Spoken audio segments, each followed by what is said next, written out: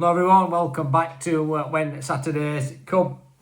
It's been a couple of days, 2 or 3 days since I last updated you on any Blades news.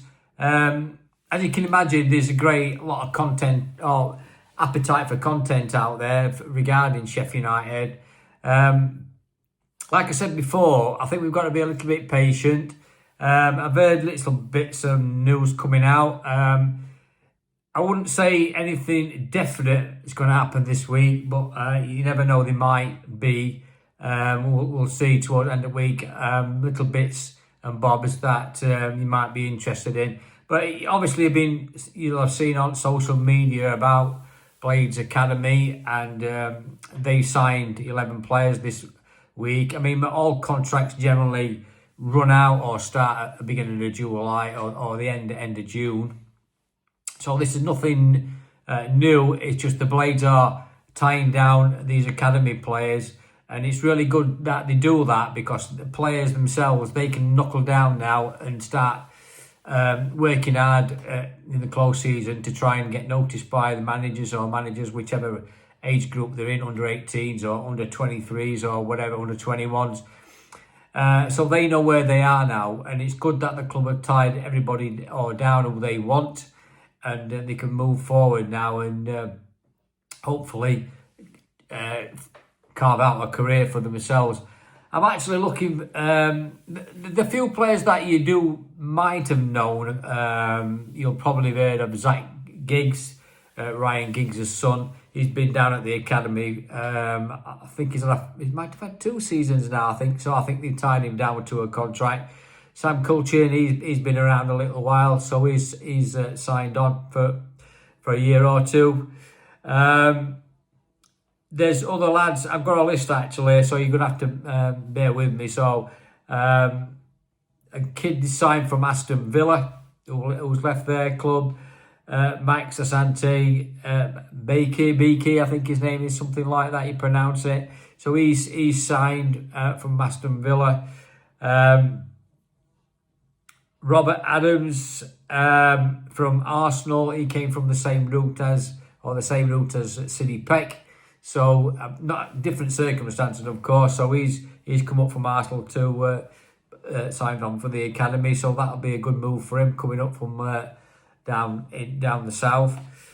Cole Hay from Hamilton is another name where Ryan Oney came from. That's he come from that elk of the woods again up in Scotland. So he'll be one to look out for.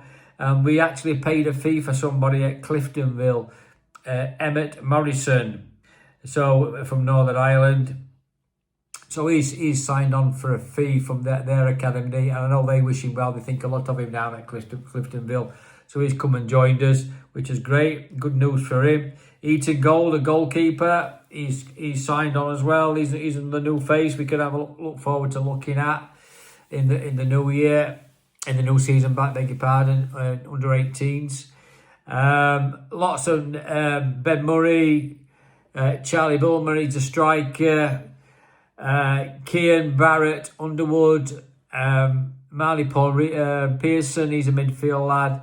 Matt Poppleton, Thomas Dearden, he's a defender.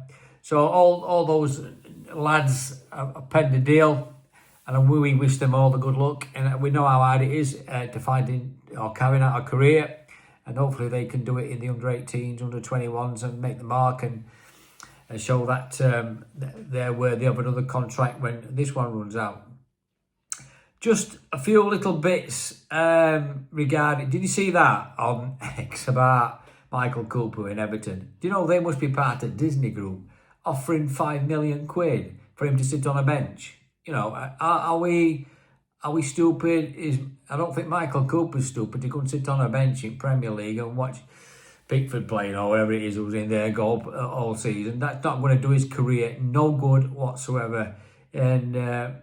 I mean, you know, end of season, if Michael feels if we don't get promotion that he wants to move into Prem, great. I ain't got a problem with that. But it could not be 5 million. It could be something around 15 million if he has a good season. So Everton can go. They're on a different planet, so that's not going to happen. End of, unless it just balmy, absolutely balmy talk. Tyler Bindon, obviously, come in, you've seen all that and all the stuff going on X. He's out in Girona with rest at squad, as with all the rest of them. So they'll be looking out, they'll be working out in Girona, along with the other couple of players that he signed, Cazares and people like that. So they'll be working hard. Says is going to be assessing the squad. He'll be talking to individuals. He'll be telling them what the standards is required for him to step up in certain parts of the game. I think it's going to be a big season for one or two of them, without doubt. I'm looking forward. I'm hoping that there's going to be a breakthrough season for perhaps Ryan Oney or Marshy, or whether they get out on loan. I think Oney is a big brute of a lad, isn't he? He should be making his mark now. He's had a couple of seasons on fringes at first team, so I'm hoping he'll be pushing as hard as he can and having a breakthrough season like Pecky did and Blaster did. So it's important that they push on as well. Faxon deserves a loan out somewhere. He's a good keeper. Gerbic needs to be gone, doesn't he? We all know about that. We don't have to go over that old ground with Gerbic. We know what his standard is. So we're not going to delve into that anymore. Just one bit of news. I think I've seen it. I think Danny Hall's put it out as well. I have heard about it. Mark Kaczynski, MTK from Budapest midfield player, 23-year-old. They are looking at him as a replacement for Sousa, whether that's going to happen. But they are looking at other players as well. I've said before that we've got a few fingers in a few pies at the minute. We're going to have to be patient. They're not in no rush. They've got to get the recruitment right. I know what Ruby says has been on about, he's been talking about the AI again and their method. And I'm pleased that he's saying certain things now, that it's not the be-all and end-all. I'll come on to it in a minute. I mean, Henry Atuki, one of the co-owners, he's big on medical, isn't he? He knows... Is he a doctor or some? I don't know what his full title is. I know he's a corner player, but I think he's got a massive medical background, and they're looking into all that. How to manage fatigue better and training methods better, and that old saying that we've heard before about best abilities, availability, which is absolutely right, of course. So it's about keeping players fit. So he's got his handle on that. So we'll be using him and his expertise and the people that he knows to try and keep the players fit during the close season regarding training, minutes and all that sort of stuff. So he'll be up to speed on that, and they are looking at that quite a lot, I think. So making sure that everybody stays fit. Every small margin that we could get during the season, which is going to benefit us, no matter what it is going to help us, isn't it, to try and get promotion this season. I would talk to at length a couple of people about next season. Although we need to sort of hit the ground running a little bit, I think it's going to be one where it's not be necessarily a slow burner, but we need to be top 4 for Christmas, don't we? Top 4, top 6 for Christmas, and push on after that. So we need to see that we are determined to get promotion this year. It's going to be a hell of a competitive league, the Championship, without any doubt. This year we play it with teams coming down with Ipswich, Southampton. We don't know what Leicester's situation is on their point situation, whether they're going to get docked. I know the EFL and the Premiership, I looked at it, the rules have been changed slightly, and I don't think Leicester are out of the woods yet, so I do think that there's a possibility they could get a point deduction. Regarding their manager, they've interviewed Sean Dyche and Chris Wilder, so I guess one of them will be getting that job unless they change their mind. So they've got a tough season ahead of them. Ipswich, Southampton, there's going to be Birmingham will be there or thereabouts, top 6, 8. Wrexham will be a top half at team. The other teams like Middlesbrough and teams like that, they're all going to be pushing West Brom. So it's a hell of a competitive league this year, and I'm just hoping that Blades get this recruitment right in the next few weeks.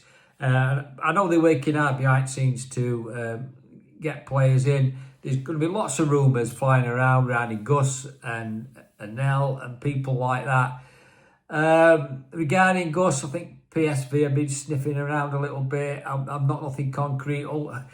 Gus has not said he wants to leave club, by the way. He's quite happy and settled in Sheffield.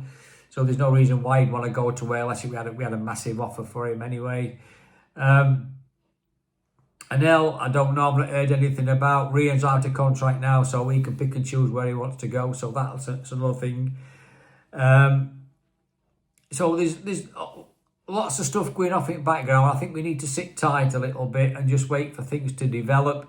They will do, no doubt about it. There might be something come out at the end of the week. I've not heard anything official, but unofficially there's stuff going off, obviously. I don't want to sensationalise anything. I don't want to put anything out there which I could say, you can end up saying something and it gets blown out of proportion. So I'm not going to do that. So I'm going to leave it at that. Again, I just go back to that AI thing. Ruben says what he's been saying out in Girona and before he went out as well.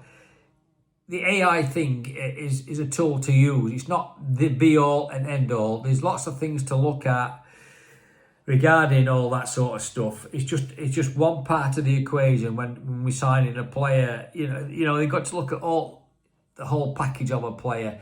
The stats can say one thing. The character might be telling you another thing. There's all sorts of things. The training methods and all the other things. Watching people with their eye. Do they have a team player? It's just part of a tool to buy players and to make sure we get the right. There's never a straight answer to it. Nothing's ever 100% perfect. No matter, it's a gamble whoever you buy to some degree, but you're trying to reduce that gamble, aren't you, to make sure that the player who does come in, he's got the right character and he's got the right team ethic, and I'm sure he keeps saying, Ruben says he's got the last say on it. He's got the final say on the player or players that he wants to bring in. So we'll wait and see. I just think it's important that we do support the team and we get behind Ruben Sayers and squad, because I know it's going to be hard for a little bit. I'm hoping there's not going to be any sort of